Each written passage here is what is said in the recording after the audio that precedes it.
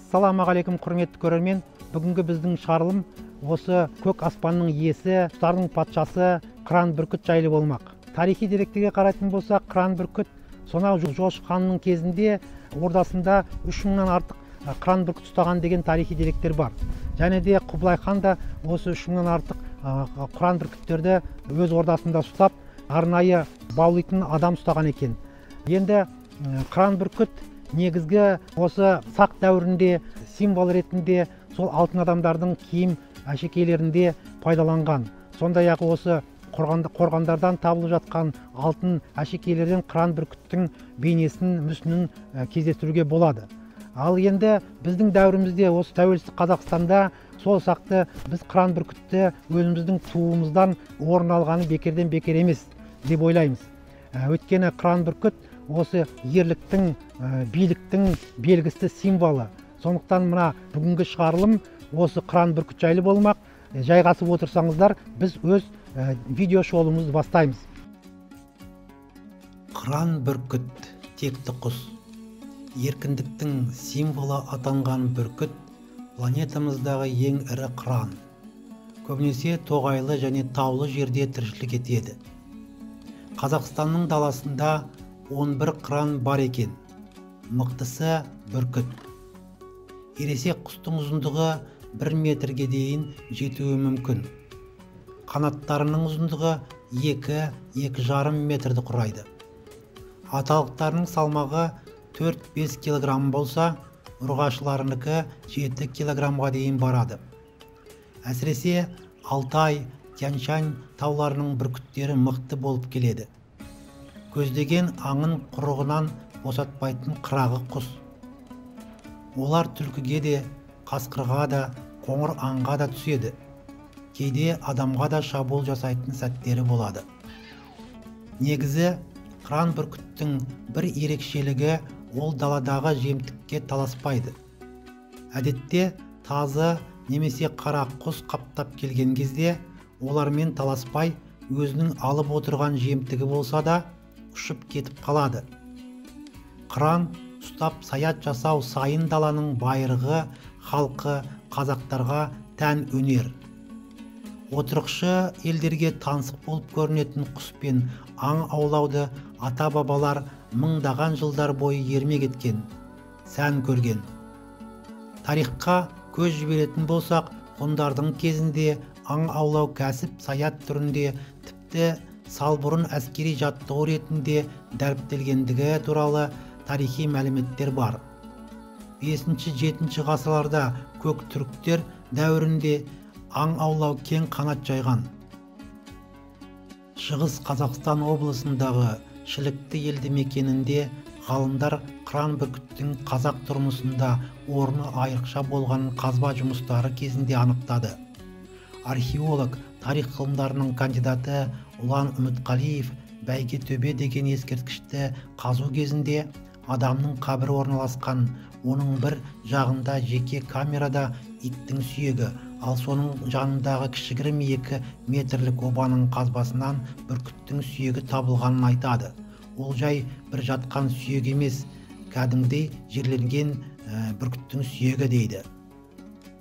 Жошы ханның бір өзінде 3000 қыран құс болғанын аңғаруға болады. Құбылай ханның ордасының төңірегінде 9000 қыранның болғандығы айтылады. Хан ордаларында қыран баулайтын арнайы адамдар болған. Қазақ халқы қасқырдың қайсарлығын, жылқының тектілігін, қыранның алғырлығын ерекше бағалаған. Негізінде бүркітшілік жарлы Жақыбайдың емес, бектердің, байлардың, хандардың ұстаған құсы болған. Құсты қазақ тазалықтың символы деп ұстаған. Қазақта құстың тілеуі деген бар. Қыран бүркіт 9000 жылқысы бар үйге, 9000 қойы бар, 9 баласы бар үйге барсам деп тілейді екен.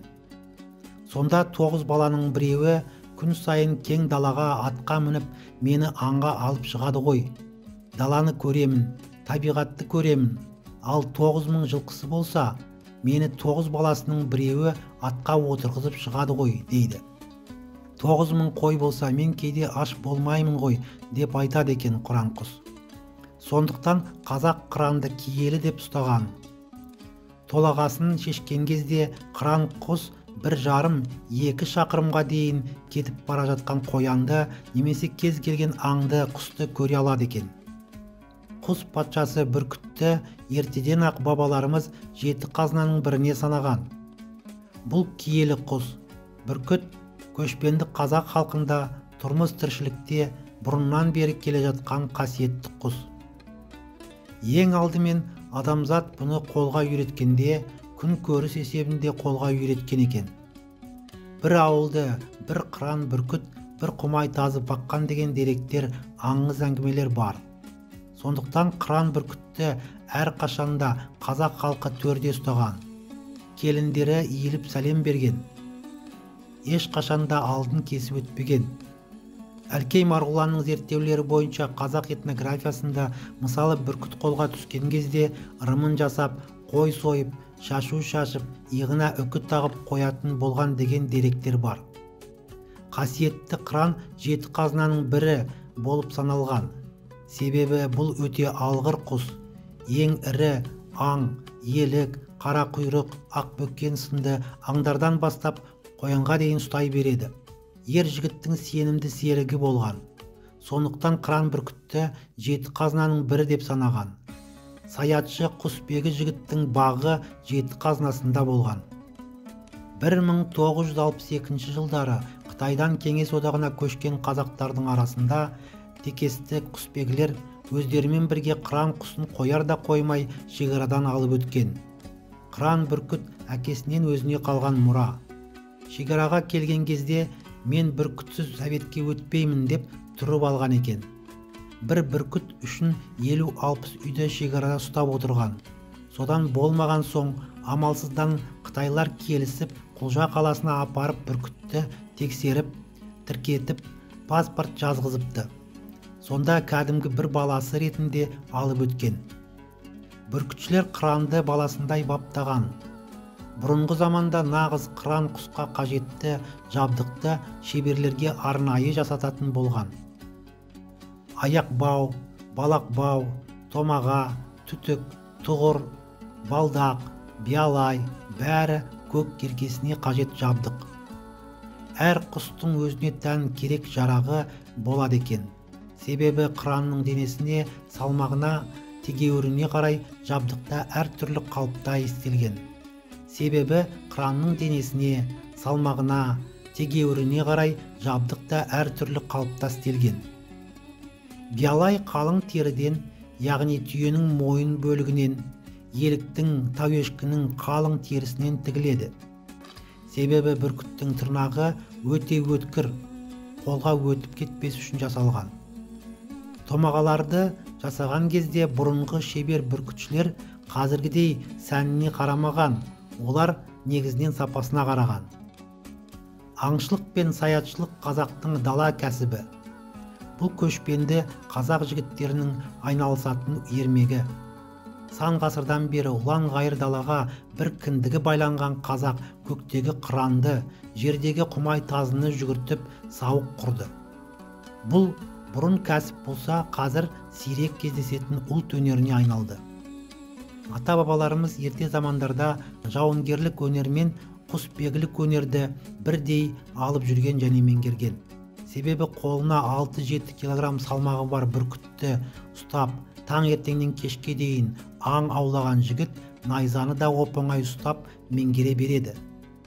Сондықтан аттың құлағында ойнау үшін де құсбегіліктің мәні өте зор. Мықты батыр жауынгер болу үшін бейбіт заманда құсбегі болып көкпар тартқан. Қазақтың құсбегілігі өнердің төресі. Көк еркесі қыранды қолға үйрету дала мәдениетінің бекзадасы саналған. Бүркітті қолға үйретудің екі түрлі дәстүрлі әдісі бар. Бірі балапан бүркітті ұядан алу. Балапан бүркітті қолбала деп атайды. Екіншісі ұшып жүрген қыранды тор құру арқылы немесе қақпанмен ұстау. Бұл түз бүркіт. немесе түс қыраны, тірнек, тас түлек, мұзбалақ деп аталған. Қолбала жуас бүркіт болып келеді. Ал түз бүркіт мінезді өте қыран болып келеді. Өйткені өзі де әке шешесі де үйретеді. Ал енді ұядан алған қолбала бүркітті адам үйретеді. Өзінің әке шешесі үйреткендей болмайды. Дегенмен жалғыз балапанды ұядан алуға тырысады. Бүркіттің үлкені, денесінің ірісі ол ұрғашы бүркіт. Бүркітшілер ұрғашы бүркітті алуға тырысады. Бүркіттің еркегі домалақ және кішілеу болады. Еркек бүркіт жалқаулау болып келеді. Негізінен балапанын асырайтын, аңды ұстайтын ұрғашысы. Оны ана бүркіт дейді. Ана бүркіт өте мықты болады. Қазір ұмытылып қалған бір жағдай бар. Ұядан немесе тормен ұстаған құсты болашақ иесі еш уақытта бірінші ұстамайды. Құсты ұстап алып келгеннен кейін, мысалы ырғаққа қояды. Ырғаққа салып шаршатып жуастады. 2-3 күн ырғақтан шаршап әлсіреп тұрған құсқа болашақ иесі келеді. Болашақ иесі келіп ырғақты тоқтатып қолына қондырады. Егер ас ауысып тұрса, онда қайтадан ырғаққа отырғызып кетіп қалады. Біраздан кейін қайтадан келіп қолына қондырады. Егер қолынан ет жесе, онда ол жеңіс. Сонда мынандай ұғым болады. Мыналар мені ұстап қинады. Ал енді мына бір адам маған дос. Ал енді қазір ондайды білмейді. Бірден ұстаған құсын өзі тәрбиелейді. Ал ол дос болып жетістірмейді. Ал бабаларымыздың даналығы жаңаға құспен мәңгілік дос болу. Жаңаға алғашқы қадамдарын солай істейді. Қолға үйреткен қыранды жемдеу нағыз бапкердің ісі. Бап қыранның бағы. Бабы келген құс аюмен алысып, дала көкжалын алады. Құсты баптауға арналған құралдың бірі жемаяқ, саптаяқ. Құсты қолға үйрету үшін оның құрал жабдықтары өзіне сай, лайық болу керек. Ең бірінші бүркітте аяқ бау болады. Аяқ бауды байлайтын жерді ізгі бау деп атайды. Құстың 4 саусағы бар, арасын шеңгел дейді. Ең артқы саусақ тегеурін деп аталады. Бүркіттің тегеурінді болса, түлкінің кеудесін біреу шеңгелдеп, бір уыс қып бірақ сығады. Одан кейін саусақтары сығым, ілім, жембасар деп аталады. Одан кейін керегі томаға. Томаға жан-жағын көрмес үшін, тыныш отыру үшін пайдаланады. Әр құстың томағасы өзіне лайықталып тігіледі. Аяқ бау, балақ бау, биялай, белдік және белдікке тағылатын жем қалта.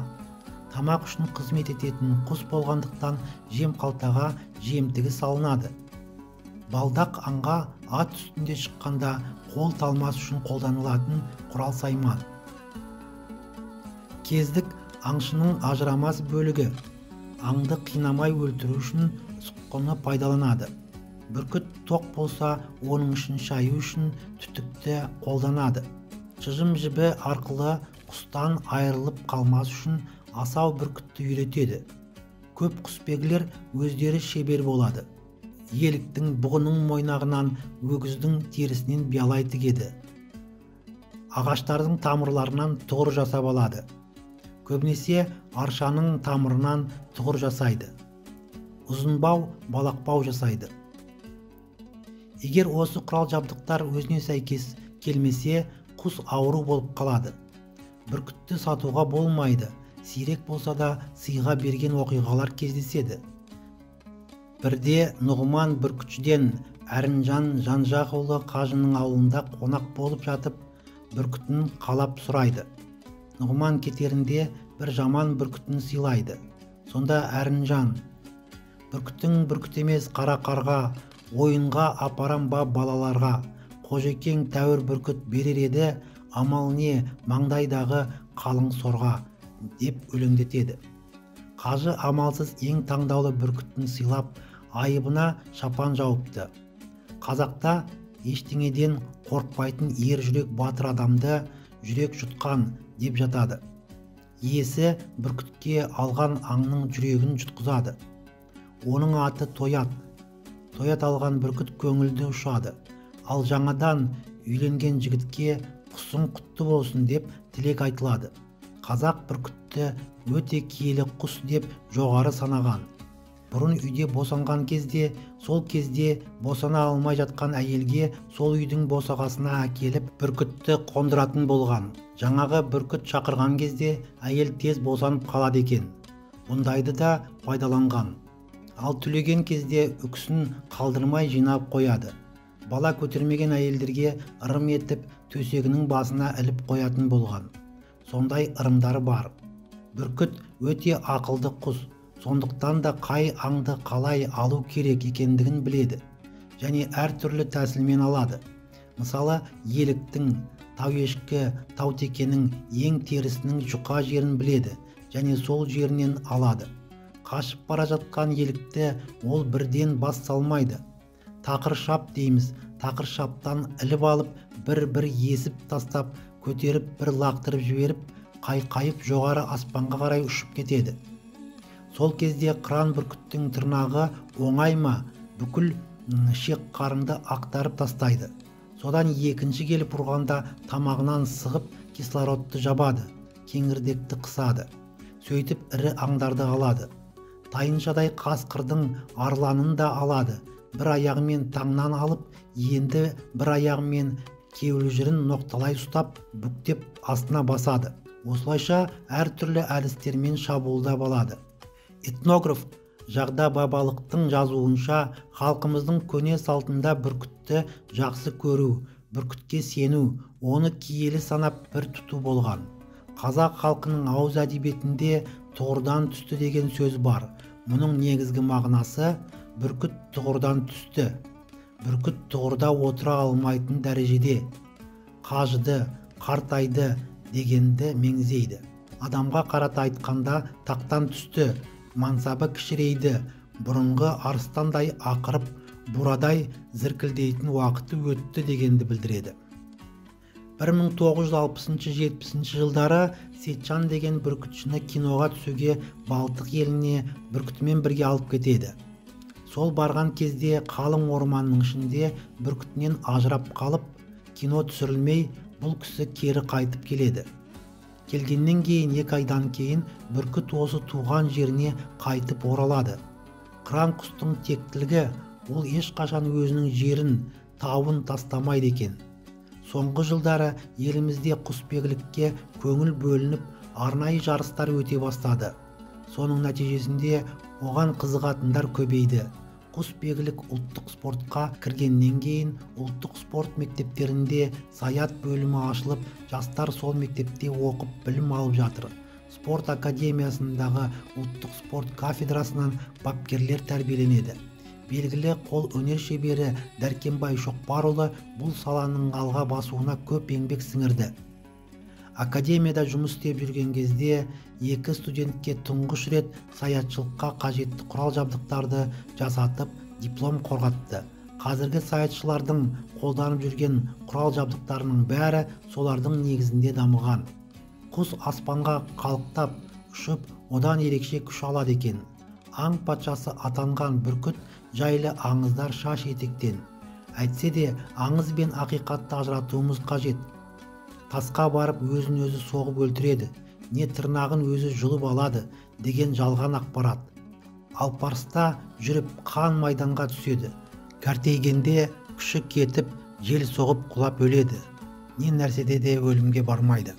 Ата-бабамызбен жалғасып келе жатқан дүние, дәстүр біз үшін құнды. Халқымыздың сенімінде аса жоғары дәріптеледі.